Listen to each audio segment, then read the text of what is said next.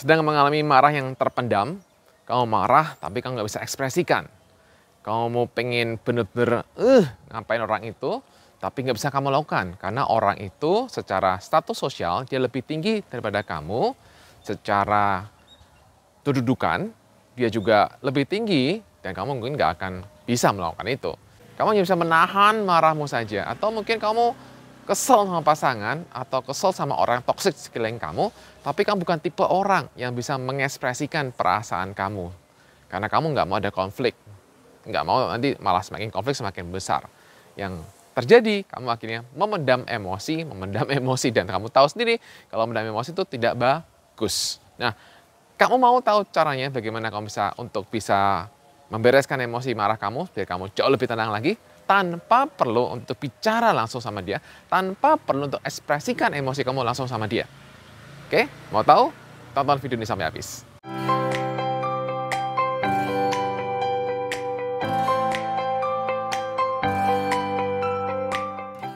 Teman-teman semuanya, seperti saya singgung depan, kita itu kalau ada orang status sosialnya, kedudukannya di atas kita, nggak mungkin kita marah sama dia.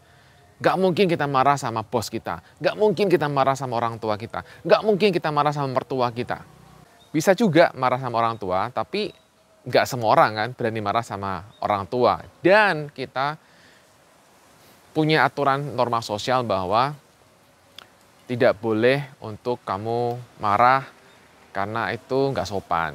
Dan juga mungkin kita juga punya persepsi atau punya pandangan bahwa kalau saya marah-marah bukannya masalah selesai, tapi akan semakin bertambah dan bertambah, tidak menyelesaikan inti dari masalah yang terjadi.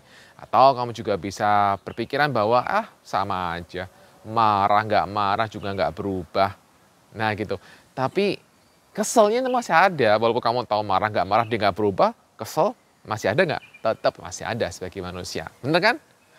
Nah, mungkin juga kamu punya masalah dengan siapa? Tetanggamu. Tetanggamu mengeselin banget, gitu kan? Dan ya akhirnya kamu mempunyai marah yang terpendam. Nah, teman-teman, cara ini akan membantu kamu untuk bisa mengatasi marah kamu, ya. Dan caranya sangat simpel teman-teman, sangat simpel sekali, serius. Dan kita akan lakukan dengan beberapa cara, yaitu kita akan menggunakan handuk dan juga menggunakan kertas. Oke, kita bahas dulu dengan menggunakan handuk. Oke, teman-teman, ini ada handuk. Oke, jadi kalau Anda marah gitu kan, Anda lipat dulu handuknya. Seperti ini. Nah, kemudian setelah itu, Anda izinkan energi marah itu Anda salurkan ke sini, ke tangan, ke handuk.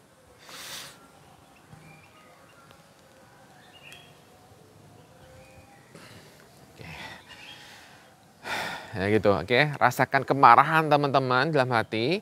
Kemudian salurkan marahnya ke sini. Oke, lakukan beberapa kali. Dan ini akan sangat membantu kamu jauh lebih nyaman. Ada juga cara kedua, yaitu dengan menggunakan suara. Oke, jadi kamu gunakan suara harimaumu, gunakan suara singamu. Oke teman-teman, bikin caranya.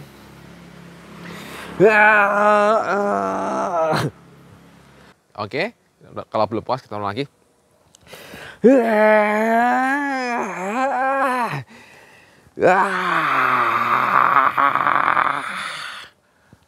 Nah, kayak gitu teman-teman. Silahkan diulang beberapa kali. Simple kan?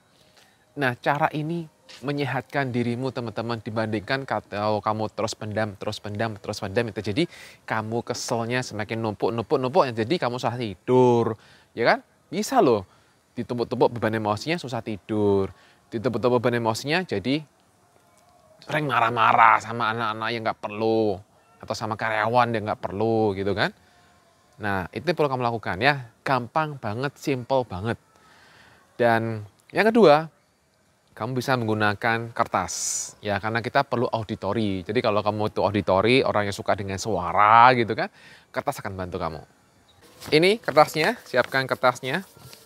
Oke, dan kemudian ya gampang teman-teman, tinggal disobek. Ya, tinggal disobek kertasnya.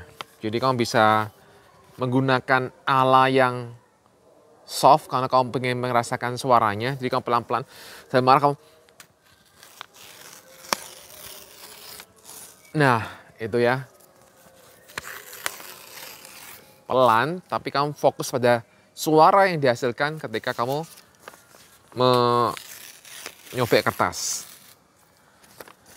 Nggak harus urut kayak gini teman-teman, ini hanya contoh saja, bisa pakai style yang berbeda. Intinya saya mau menekankan kalau kamu auditori itu kamu bisa suara kertas dirobek itu, nyaman teman-teman. Ya, atau kamu bisa juga lakukan dengan cara yang nggak mau sopan banget cara begitu. Aku mau coba cara yang radikal. Oke, silahkan coba teman-teman lakukan cara yang radikal dengan cara apa? Cara yang tidak pakai yang begini-begini, yang terlalu simple, yang terlalu hanya pelan-pelan begini. Enggak, saya mau lebih cepat. Oh, silahkan. Jadi kamu silahkan seperti ini teman-teman.